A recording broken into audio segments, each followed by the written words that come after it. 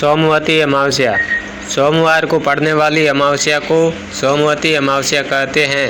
ये वर्ष में लगभग 1 अथवा 2 ही बार पड़ती है। इस अमावस्या का दिन हिंदू धर्म में विशेष महत्व होता है। विवाहित स्त्रियों द्वारा इस दिन अपने पतियों के दीर्घायु कामना के लिए व्रत का विधान है। इस दिन मौन व्रत रहने से सहस्र गोदान का फल मिलता है। शास्त्रों में इसे अशुत प्रदक्षिणा व्रत की भी संज्ञा दी गई है। अशुत यानी पीपल वृक्ष। इस दिन विवाहित स्त्रियों द्वारा पीपल के वृक्ष की दूध, जल, पुष्प, अक्षत, चंदन इत्यादि से पूजा और वृक्ष के चारों ओर 108 बार धागा लपेटकर परिक्रमा करने का विधान होता है। और कुछ अन्य परंपराओं में भंवरी देने का भी विधान होता है। धान, पान और खड़ी हल्दी को मिलाकर उसे विधान पूर्वक तुलसी के पेड़ को चढ़ाया जाता है। इस दिन पवित्र नदियों में स्नान का भी विशेष महत्व समझा जाता है। कहा जाता है कि महाभारत में भीष्म ने युधिष्ठिर को इस दिन का महत्व समझाते हुए कहा था कि इस दिन पवित्र नदियों में स्नान करने वाला मनुष्य समृद्ध, स्वस्थ और सभी दुखों से मुक्त होगा।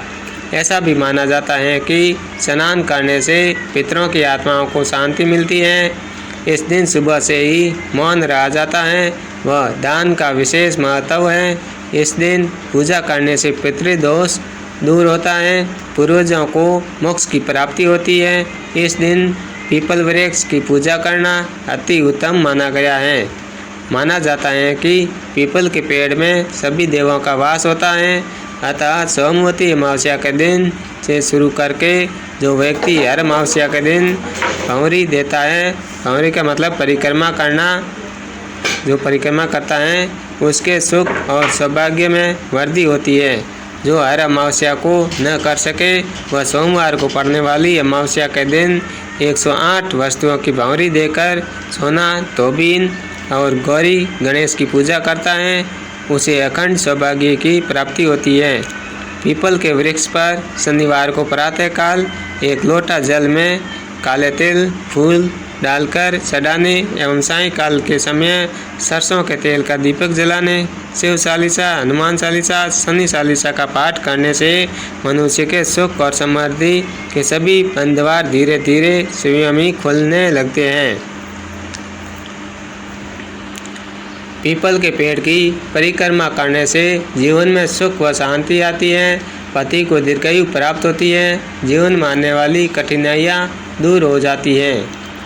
सोमवती अमावस्या पूजा विधि और विधान। सुबह मौन रहकर किसी भी पवित्र नदी में स्नान करें, इससे पितरों को भी शांति मिलती है।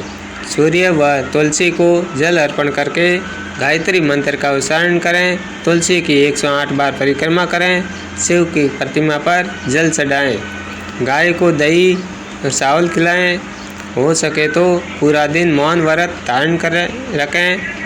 पीपल के पेड़ के पास जाएं, वहाँ पास में ही तुलसी भी रखें, उस पर दूध, दही, रोली, चंदन, अक्षत, फूल, माला, हल्दी, काला तिल चढ़ाएं। पान, हल्दी की गांठ व धान को पान पर रखकर तुलसी को चढ़ाएं। पीपल के पेड़ के चारों ओर 108 बार धागा लपेटते हुए परिक्रमा करें। इस दिन कुछ सामान के साथ भी परिक्रमा की जाती है, जैसे बिंदी, टॉफ़ी, चूड़ी, मेहंदी, बिस्किट आदि। आप कुछ भी सामान 108 लेकर 108 बार पीपल की परिक्रमा करें, फिर उस सामान को विवाहिता और कन्याओं को बांट दें। घर में रुद्राभिषेक करवाएं। पूरी, खीर, आलू की सब्जी बनाकर पहले पितरों को अर्पण करें, फिर खुद ग्रहण करें। कपड़े, अन्न, मिठाई का दान करें। सोमवती अमावस्या से जुड़ी कथा। सोमवती अमावस्या से संबंधित अनेक कथाएं प्रचलित हैं। परंपरा है कि सोमवती अमावस्या के दिन इन कथाओं को विधि पूर्वक सुना जाता है। एक गरीब ब्राह्मण परिवार था जिसमें पति पत्नी के अलावा एक पुत्री भी थी। पुत्री धीरे धीरे बड़ी होने लगी। उस लड़की में समय के साथ सभी स्त्रियों से गुणों का विकास हो रहा था।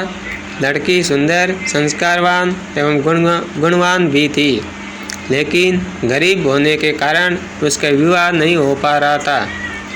एक दिन ब्राह्मण के घर एक साधु पधारे, जो कि कन्या के स्वभाव से काफ़ी प्रसन्न हुए।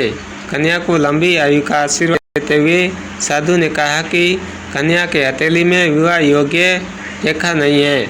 ब्राह्मण दंपति ने साधु से उपाय पूछा कि कन्या ऐसा क्या करें कि उसके हाथ में विवाह योग बन जाए।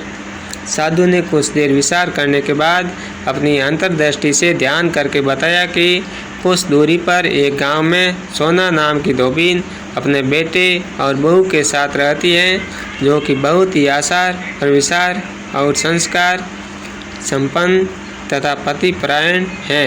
यदि यह कन्या उसकी सेवा करे और वह महिला इसकी शादी में अपने मांग का सिंदूर लगा दे, उसके बाद इस कन्या का विवाह हो तो इस कन्या का वैधव्य योग मिट सकता है। साधु ने यह भी बताया कि वह महिला कहीं आती जाती नहीं है। यह बात सुनकर ब्राह्मणी ने अपनी बेटी से धोबीन की सेवा करने की बात कही। कन्या सुबह ही उठकर सोना धोबीन के घर जाकर सफाई और अन्य सारे काम करके अपने घर वापस आ जाती। सोना धोबीन अपनी बहू से पूछती है कि तुम तो सुबह सुबह उठकर सारे काम कर लेती हो और पता भी नहीं चलता। बहू ने कहा कि माँ जी, मैंने तो सोचा कि आप ही सुबह उठकर सारे काम खुद ही ख़त्म कर लेती है, मैं तो देर से उठती हूँ। इस पर दोनों सास बहू निगरानी करने लगी कि कौन है जो तड़के ही घर का सारा काम करके चला जाता है।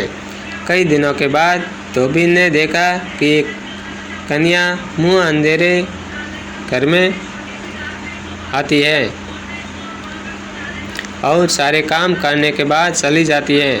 जब वह जाने लगी तो सोना धोबीन उसके पैरों पर गिर पड़ी, पूछने लगी कि आप कौन हैं और इस तरह छुपकर मेरे घर की चाकरी क्यों करती हैं। तब कन्या ने साधु द्वारा कही गई सारी बात बताई। सोना धोबीन पति परायण थी, उसमें तेज था, वह तैयार हो गई। सोना धोबीन के पति थोड़ा अस्वस्थ थे, उसमें अपनी बहू से अपने लौट आने तक घर पर ही रहने को कहा। सोना धोबीन ने जैसे ही अपने मांग का सिंदूर कन्या की मांग में लगाया, उसके पति मर गया। उसे इस बात का पता चल गया, वह घर से निर्जला ही चली थी। यह सोचकर कि रास्ते में कहीं पीपल का पेड़ मिलेगा तो उसे भंवरी देकर और उसकी परिक्रमा करके ही जल ग्रहण करेगी। उस दिन सोमवती अमावस्या थी। ब्राह्मण के घर मिले हुए और पकवान की जगह उसने ईंट के टुकड़ों से 108 बार भंवरी देकर 108 बार पीपल के पेड़ की परिक्रमा की और उसके बाद जल ग्रहण किया। ऐसा करते ही उसके पति के मुर्दा शरीर में कंपन होने लगा। इसके बाद वे सुखी जीवन जीने लगे।